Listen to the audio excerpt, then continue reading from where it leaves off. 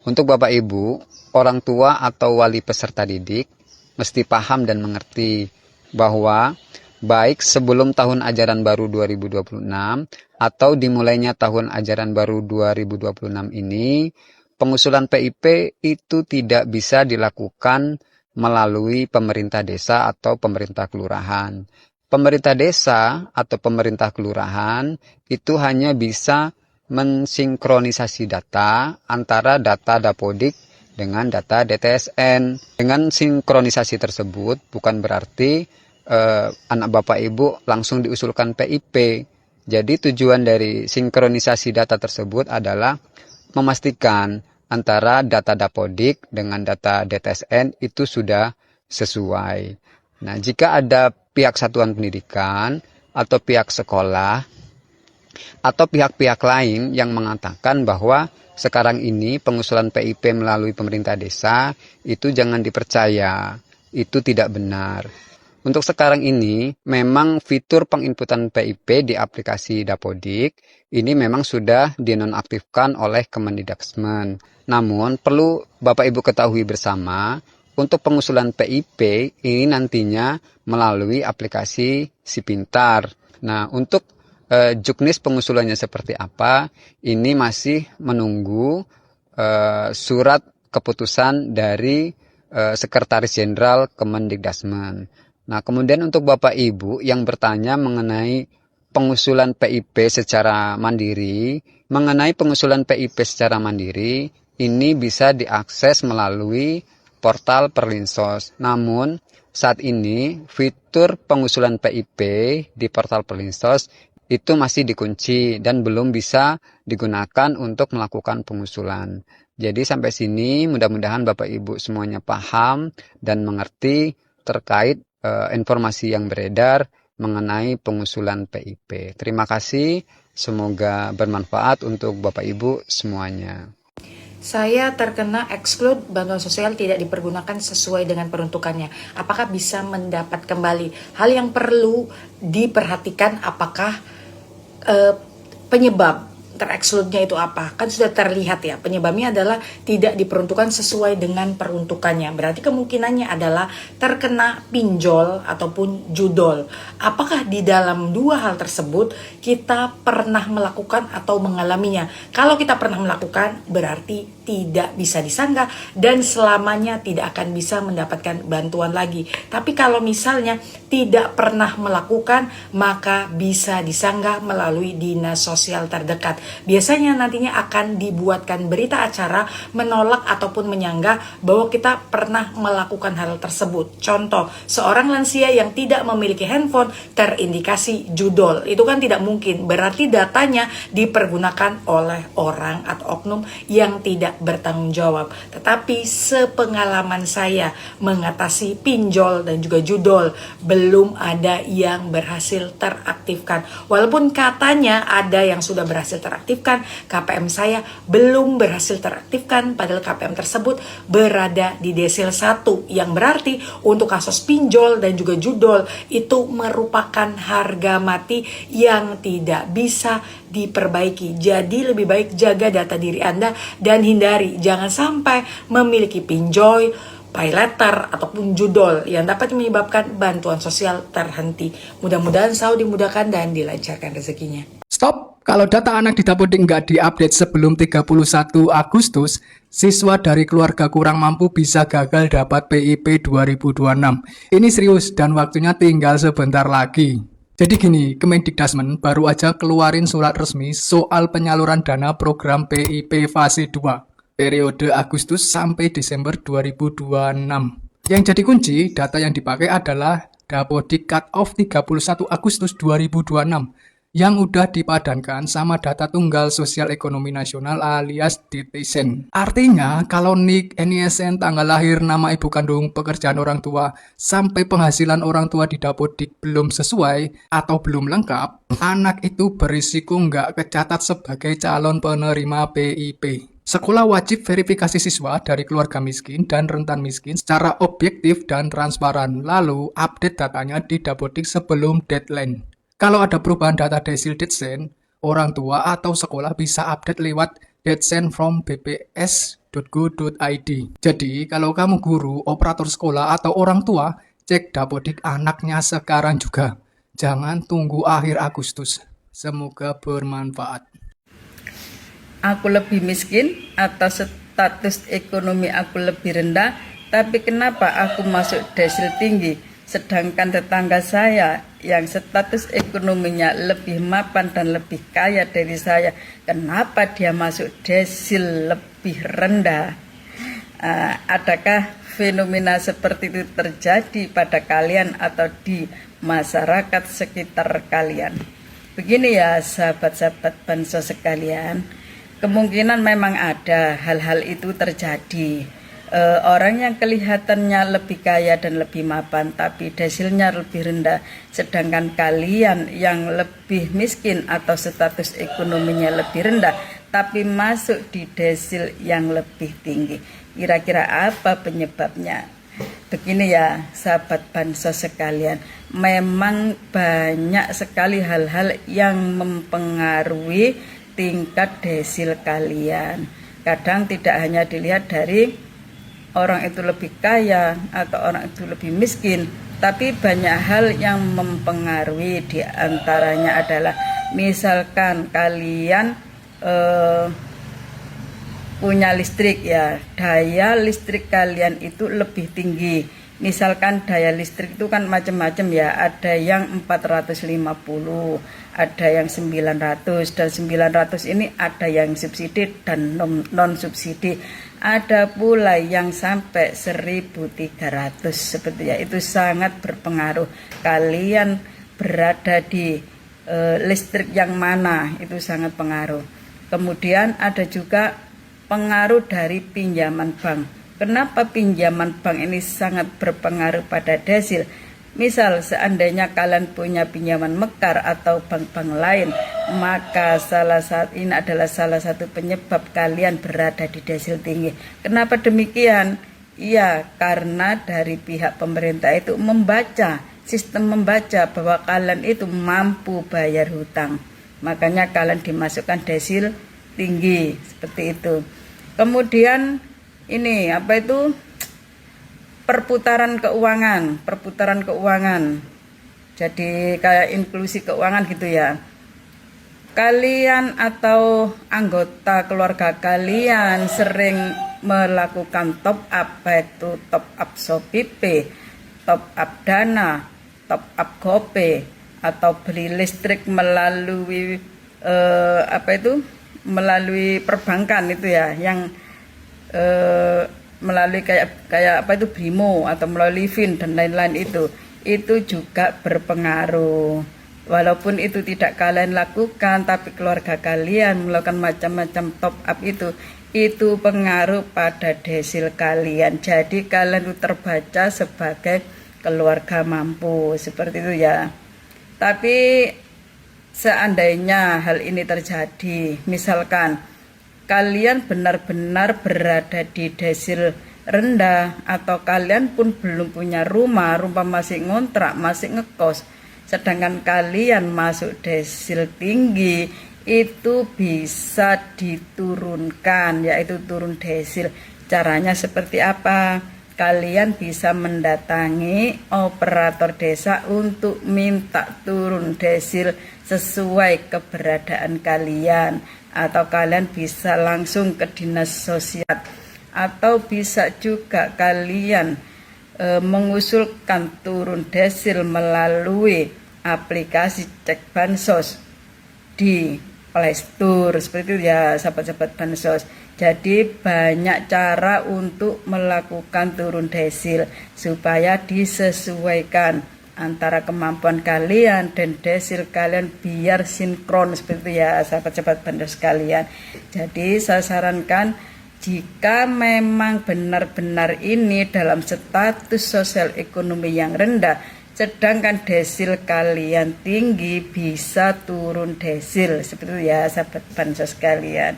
Yuk segera lakukan turun desil jika memang desil kalian tidak sesuai dengan status ekonomi kalian.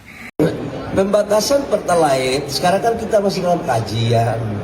lagi dikaji. Sekarang masih, kalau sampai dengan keputusan kajian belum ada, masih seperti sekarang ini jalan. Kan untuk bis, trek itu kan 200 liter per hari kan. Tapi kalau yang untuk kendaraan-kendaraan yang biasa itu 50 liter. Masih seperti itu aja. Masih di dalam pembahasan ya. Masa tapi gini loh. Masa sih kita kan kalau desil 910 itu kan seperti saya, seperti Pak Ketua Asosiasi. Mobilnya apa mobilnya? Oh, mobilnya BYD sudah pakai listrik, harus listrik. Kalau saya, mobil saya kan agak pakai BBM yang masa kita mau pakai subsidi. Yang sudah yang kaya-kaya yang sudah mampu itu jelas-jelas terdaftar di desil 2 kok diuling di desil 6 ya oh keluarga.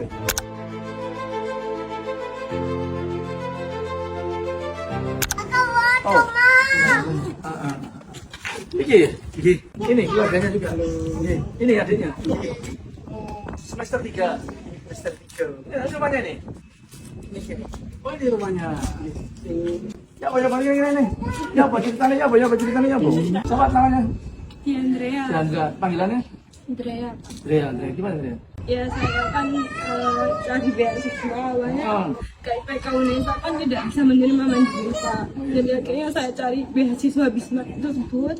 Pada saat semester 1 kan alhamdulillah IPK saya 4. Saya berharap saya keterima, tapi ternyata nggak keterima, Pak. Terus akhirnya saya daftar lagi yang di semester 2, tapi IPK saya turun jadi 3,95. Turun 5. Iya. Terus desil kan ada desilnya tuh, Pak. Terus saya cek dulu cek bansos karena dari postingannya Bu Mimi suruh cek dulu. Akhirnya saya ikutin. Terus alhamdulillah desil saya 2 sesuai syarat. Desilnya 2. Iya. Cuman di web Bismarcknya ini tiba-tiba desilnya tuh jadi 6 sampai 10. Iya, terus saya kan bingung kan ya, Pak, harus kayak gimana. Terus saya kenal sama Bu Meme, akhirnya saya punya nomor WA Bu Meme, saya hubungin Bu Meme. Saya kan sempat bikin konten juga terkait desil karena warga saya juga ada visi soal desil. Saya sudah unggah konten kemudian ini saya bakal magang gitu, jadi gurunya di SMA. Sekarang saya guru Kemala Bayangkari 1 Surabaya. Laporan nih Pak ke saya, Bu ini desil saya, oh ya desil saya itu 2 Bu, tapi di Bismarcknya itu 6 sampai 10. Masuk 5 sampai kan masuk. Saya coba untuk ke tinjau lapangan di sini memang harusnya diadvokasi. Harusnya advokasi dan mendapatkan desil 2. Terus kemarin saya minta beliaunya untuk ke Dinsos, di aja untuk minta surat pernyataan desil kan Pak ya. Udah dikasih sama Dinsos? Sudah. Terus? Akhirnya alhamdulillah udah bisa daftar melanjutkan, tapi waktu memasukkan nik orang tua masih tetap desil 6 sampai 10, tapi alhamdulillah masih bisa tetap di tahap berikutnya gitu. Berikutnya tahap apa? Maksudnya tahap mengisi data-data diri. Alhamdulillah sudah selesai pendaftaran bisa. Jelas-jelas terdaftar di desil 2 kok diuling di desil 6 ya oh keluarga. Nah, ini korban desil, makanya si dia ini kan kuliahnya di Unesa. Ya gara-gara mikir desil lagi, khawatir gak iso bayar sekolah ini kuliah. Nah, untuk kelurahan, RW, RT, lihatlah kondisi real warga kita. Warga yang tidak mampu, dia sampaikan ke tidak mampu, gak usah malu kita itu. Gitu loh ya. Jadi jangan dinaik-naikkan. Kalau dinaik-naikkan tentunya ya bisa mengurangi satu kemiskinan. Tapi kan ini realitas seperti itu. Ya kalau memang hasilnya 5 ke bawah, usul 5 ke bawah, laporkan ke sana. Kelurahan juga begitu. Supaya warga ini mendapatkan suatu haknya. Ini haknya warga untuk bisa mendapatkan suatu bantuan. Lurah, dalam Dandra ini kan urusan masalah untuk biaya siswa. Mereka ini harusnya mendapatkan haknya karena sudah terdaftar, terverifikasi di desil 2, tapi kenyataannya terap di desil 6 gitu. Gara-gara manusia desil ini mereka akhirnya mikir gak karu-karuan. Padahal kita sudah ngapun teman-teman, sudah sering sosialisasi ke RT RW untuk beasiswa mahasiswa tangguh itu. Nanti kan sudah izin.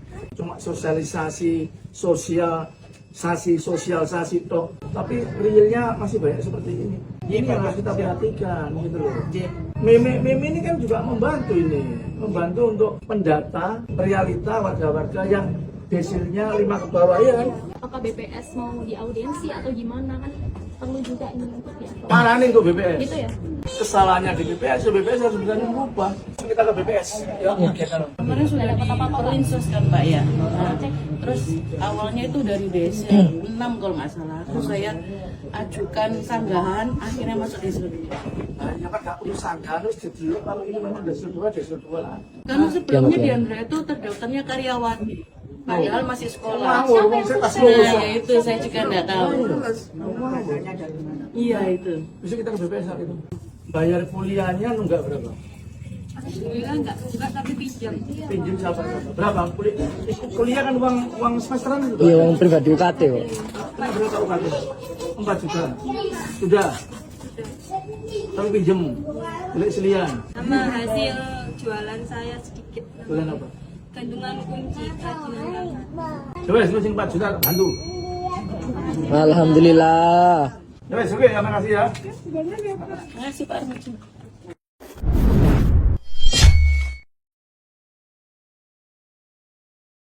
Assalamualaikum warahmatullahi wabarakatuh, Bapak Ibu semua. Kembali lagi di channel ini. Bapak Ibu sekalian, pernah nggak sih Bapak Ibu merasa heran begitu ya?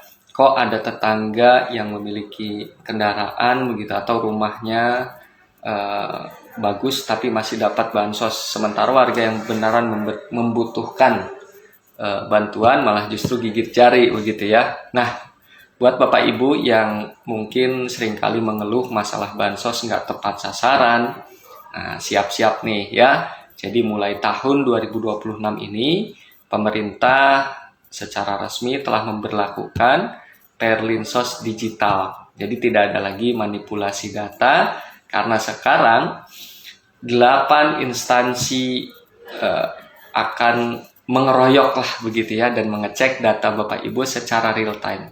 Nah, yang mengejutkan lagi proses verifikasi yang dulunya makan waktu yang cukup lama begitu ya. Nah, maka lewat sistem baru ini bisa beres cuma dalam hitungan menit ya. Di video kali ini Bapak Ibu sekalian kita akan menjelaskan bagaimana cara kerja sistem tersebut ya, siapa saja yang akan tercoret otomatis dan bagaimana cara melakukan pendaftaran secara mandiri agar nama Bapak Ibu tidak kelewatan. Makanya silahkan simak video ini sampai habis ya supaya tidak gagal paham. Bagi Bapak Ibu calon penerima manfaat Bansos PKH dan BPNT maupun program perlindungan sosial lainnya, era baru sudah dimulai ya. Jadi Kementerian Sosial bersama Kementerian Komunikasi dan Digital Komdigi begitu ya, serta Dewan Ekonomi Nasional secara bertahap merilis sistem terpadu bernama Portal Perlinsos Digital. Kalau dulu pendataan bansos terkesan lambat dan tumpang tindih. Nah sekarang semuanya itu terhubung dalam satu portal utama di perlinsos.kemensos.go.id. Nah sebelum kita masuk ke teknisnya, coba silahkan Bapak Ibu absen terlebih dahulu ya di kolom komentar. Bapak Ibu berasal dari daerah mana dan program bansos apa yang sedang Bapak Ibu tunggu pencairannya saat ini. Silahkan tulis di kolom komentar Bapak Ibu sekalian. Nah, mungkin Bapak Ibu juga bertanya-tanya begitu ya, kok bisa sistem tersebut begitu sakti lah ya, dan begitu cepat dalam melakukan verifikasi data. Jadi sistem Perlinsos digital itu mengintegrasikan data langsung dari 8 lembaga utama. Yang pertama ada Dukcapil ya, yang tugasnya melakukan pengecekan validitas NIK dan kartu keluarga berbasis identitas kependudukan digital atau IKD. Masyarakat bisa lakukan sanggah nggak sih Gus kalau merasa desilnya terlalu tinggi? Boleh dong, kan itu ada di desil atau di cek bansos itu kan ada untuk melakukan sanggah. Bagi yang di daerah mungkin ya perlu ke kelurahan juga bisa, ke desa juga ada. Di sana operator data desanya kan sudah ada. Tapi apakah benar kalau gaji kita 3 juta udah masuk desil 10 atau masuk super kaya itu? Jadi kita tidak melihat penghasilan ya. Itu nanti yang bisa menjelaskan lebih detail adalah BPS. Karena BPS yang mengukur dan itemnya itu banyak. Ya, setelah itu dikumpulkan atau agregatnya, mungkin itu ada metode yang dilakukan oleh BPS. Tapi pada prinsipnya buat kami itu yang penting semua masyarakat mau berpartisipasi. Apalagi nanti kalau sudah digitalisasi bansos. Jadi semua saya kira kita perlu terus bersosialisasi, maksud saya menyosialisasikan pemutakhiran ini dan mekanismenya kita permudah ya agar mudah dijangkau oleh semua pihak. Gitu. Masalahnya kriterianya ini kan kadang-kadang berubah gitu ya. Apakah tidak dibuka gitu ke publik desil 1 itu kriterianya apa saja, desil 2 dan seterusnya gitu. Oke. Supaya kita bisa mengidentifikasi gitu cocoknya. Saya kira ada indikator-indikatornya kan sudah disebutkan itu oleh BPS kan. Ada 34 atau berapa item itu ketika kita mau melakukan pemutakhiran. Jadi kita isi semua, di situ petunjuknya jelas.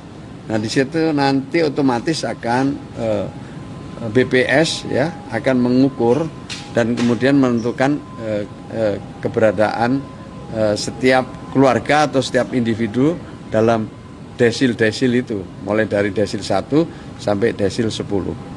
Sejak awal kami sudah sampaikan bahwa desil ini dinamis ya karena data ini dinamis. Maka itu kesediaan kita bersama-sama untuk mau berpartisipasi. Kenapa? Karena dengan adanya pemutakhiran dibuka atau dibukanya pemutakhiran dengan melibatkan partisipasi masyarakat, tidak hanya semata-mata jalur formal, ini membuat data kita lebih transparan, lebih bisa dipertanggungjawabkan dan bisa disanggah oleh siapapun. Ya, maka itu saya minta kita terus-menerus untuk melihat desil itu, dan kalau toh misalnya kita belum berhasil di bulan ini, kita bisa proses lagi di bulan-bulan berikutnya. Nanti bisa bekerja sama dengan pendamping Kementerian Sosial atau juga dengan operator data di desa maupun di kelurahan. Jadi kalau ada komplain atau sanggahan, kita sungguh sangat terbuka dan mekanisme itu telah disiapkan untuk menyanggah dan mengusulkan. Jadi kalau ada tetangga mungkin, ada teman, ada saudara yang mestinya dapat tapi kok belum dapat, kita bisa bantu untuk melakukan pemutakhiran. Begitu juga kalau kita melihat ada orang yang mestinya tidak berhak mendapatkan bansos, kita juga bisa menyanggah. Dengan begitu data kita makin akurat karena data kita diupdate dan dilihat secara langsung oleh masyarakat luas. Ya, gitu ya. Proses sanggahnya lama nggak, Gus? Enggak lah, proses selangganya langsung masuk sistem itu. Ya, untuk berubah ke 3 bulan sekali. Assalamualaikum warahmatullahi wabarakatuh, Bapak dan Ibu yang saya hormati. Pada kesempatan kali ini saya akan memberikan tutorial cara melakukan pengecekan data kita yang terdata di DataSend. Nah, tentunya ini untuk Bapak Ibu yang memiliki nilai desil 5 sampai dengan 10 dan merasa nilai desilnya tidak sesuai. Bapak Ibu dapat melakukan pengecekan data di DataSend melalui handphone masing-masing tanpa harus datang ke operator desa atau kelurahan masing-masing. Nah, kemudian data yang harus disiapkan adalah kartu keluarga, karena nanti dalam pengecekan itu membutuhkan nomor KK dan NIK yang mau dilakukan pengecekan datanya. Nah, berikut tutorial cara melakukan pengecekan data kita di DataSend secara mandiri. Yang pertama, silakan Bapak Ibu buka aplikasi Chrome. Kemudian ketik di sini DTSN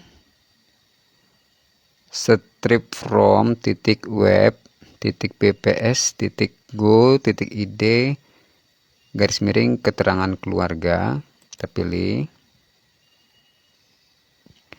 Nah, nanti setelah muncul seperti ini, silakan Bapak Ibu pilih pendaftar PIP tahun ajaran 2006-2027. Bapak Ibu silakan masukkan NIK yang mau dicek keterangan asetnya. Setelah NIK dan kode captcha ini dimasukkan, Bapak Ibu pilih cek data. nanti akan muncul NIK ditemukan pada basis datasend, tutup. Kemudian Bapak Ibu pilih di sini pembaruan data. Silakan Bapak Ibu isi tanggal lahir, nomor kartu keluarga, nama lengkap, dan kode captcha ini. Setelah datanya diisi, tanggal lahir, nomor kartu keluarga, nama lengkap, kemudian kode. Silakan Bapak Ibu di sini centang, di sini juga dicentang. Kemudian Bapak Ibu pilih pembaruan data. Silakan Bapak Ibu scroll ke bawah. Di sini ada identitas keluarga, di sini ada keterangan sosial ekonomi keluarga, ada kepemilikan aset, dan keterangan anggota keluarga. Nah, untuk mengetahui aset, silakan Bapak Ibu di sini klik pemilihan aset. Maka di sini akan muncul keterangan aset yang dimiliki yang terdaftar di BPS. Ya, di sini. Kemudian untuk status kepemilikan rumah, luas rumah ini Bapak Ibu bisa lihat di keterangan sosial ekonomi keluarga. Nah, di sini ada keterangan rumahnya. Rumahnya milik sendiri. Kemudian apakah di sini sudah ada sertifikat, kemudian luas bangunan, jenis lantai, jenis dinding, terus fasilitas BAB, dan sebagainya. Silakan Bapak Ibu bisa melakukan pengecekan data sosial ekonomi dan data aset secara mandiri tanpa harus datang ke kantor kelurahan. Ya, jadi seperti itu Bapak Ibu semuanya, caranya sangat simpel dan mudah sekali. Terima kasih sudah menyimak, semoga bermanfaat. Saya akhiri, wassalamualaikum warahmatullahi wabarakatuh. Halo Sobat Bansos semuanya, kami baru saja selesai mengikuti kegiatan bimbingan teknis terkait bantuan sosial digital atau digitalisasi Bansos. Nah, seperti yang telah kami posting sebelumnya, di situ banyak sekali dari teman-teman yang bertanya apa itu bansos digital. Jadi bansos digital itu adalah bantuan sosial yang nanti untuk pengelolaannya ya, baik itu pengusulan, kemudian penyanggahan itu dilakukan secara digital ya, melalui portal yang nanti namanya bernama Perlinsos atau Pelindungan Sosial. Bansos digital ini itu hampir mirip dengan cek bansos ya, aplikasi cek bansos. Akan tetapi itu lebih yang sekarang ini akan lebih selektif. Setiap pengguna portal itu nanti diwajibkan untuk scan biometri ya, yaitu scan menggunakan wajah. Nah, untuk mengakses bansos digital ini nanti teman-teman sekalian itu diwajibkan harus sudah memiliki IKD, yaitu identitas KTP digital. Jadi bagi Sobat Bansos yang sampai dengan hari ini belum memiliki IKD, maka silahkan kami sarankan untuk segera melakukan aktivasi IKD. Kemana? Bisa melalui kantor camat atau langsung ke bagian dinas Dukcapil ya. Ke sana teman-teman membawa KTP dan KK, nanti membawa HP Android. Nanti akan dibantu untuk pengaktifasian IKD atau KTP digital. Setelah teman-teman memiliki KTP digital, baru nanti ketika Perlinsos ini ya, bansos digital ini diberlakukan, maka teman-teman itu tinggal mendaftarkan ulang untuk membuat akun. Nah, di dalam pelatihan tadi itu ada yang perlu kami sampaikan yang terkait bansos digital ini ya. Kedua pihak yang itu nanti bisa mengakses portal Perlinsos ini. Nah, pihak yang pertama yaitu pihak dari si KPM itu sendiri atau masyarakat ya, itu bisa mengakses portal Perlinsos ini secara mandiri dengan cara nanti harus mengikuti alur-alurnya, terutama sekali adalah syarat utamanya adalah telah memiliki IKD tadi. Nah, teman-teman nanti ketika mengakses data tersebut di portal itu teman-teman akan langsung otomatis melihat ya data-data kita, kepemilikan aset kita nanti di sana langsung dinilai karena di situ akan sinkron ya, sehingga pada saat teman-teman tadi dicontohkan ya, pada saat teman-teman itu mengusulkan bansos, itu antara bansos, PKH dan sembako itu akan terdeteksi secara otomatis apakah teman-teman layak atau tidak. Karena nanti akan sinkron dengan data Dukcapil, dengan data DTSEN, dengan data Samsat, dengan data apalagi yang ada di PLN ya, ID PLN teman-teman itu nanti akan terdeteksi semuanya di sana.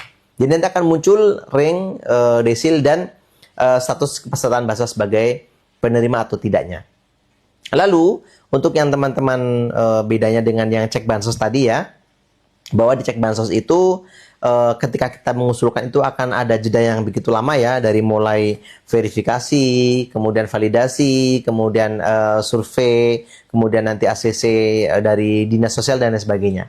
Tetapi untuk yang ada di Perlinsos ini tadi sudah dipraktekkan ya, dipaparkan di depan kami, bahwa setiap pengusulan tadi nanti akan muncul otomatis ketika itu kita dinilai layak ya, karena semuanya sudah tersinkronisasi, maka di sana akan disebutkan layak untuk bansos ini. Itu yang pertama ya. Jadi untuk Perlinsos bisa diakses oleh masyarakat umum, terutama para KPM yang bersangkutan. Nah yang kedua itu khusus Perlinsos, portalnya hanya bisa diakses oleh 3 pihak ya, yakni pendamping sosial, TKSK, dan operator kelurahan atau desa. Nah, 3 orang ini nanti, 3 pihak ini nanti akan menjadi agen bansos digital. Di mana nanti ketika ada warga masyarakat yang itu gaptek terhadap digital ya, gaptek terhadap gadget, maka yang tidak pandai, maka masyarakat bisa mengusulkan didaftarkan melalui 3 agen tersebut. Jadi nanti teman-teman tidak perlu khawatir ya, bagi yang nggak ngerti, nggak pandai, nggak punya HP Android segala macam, nanti akan dibantu oleh para agen ini. Begitu ya, untuk sementara itu dulu yang dapat kami informasikan, yang dapat kami sampaikan. Nanti jika ada perkembangan, ada informasi terbaru mengenai bansos digital ini akan kami sampaikan, akan kami paparkan di video berikutnya. Terima kasih, salam sosial.